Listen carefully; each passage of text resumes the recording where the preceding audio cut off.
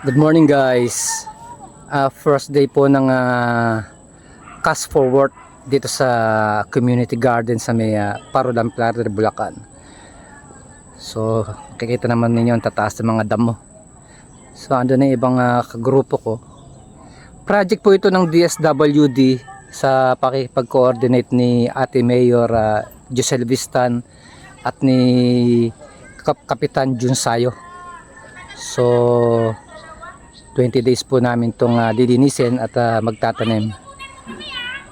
Bali by June 26 pa po darating yung ating mga binhi. So for now mag-ano kami, aayusin namin to, magdadamo, magbubungkal. Ganun lang po.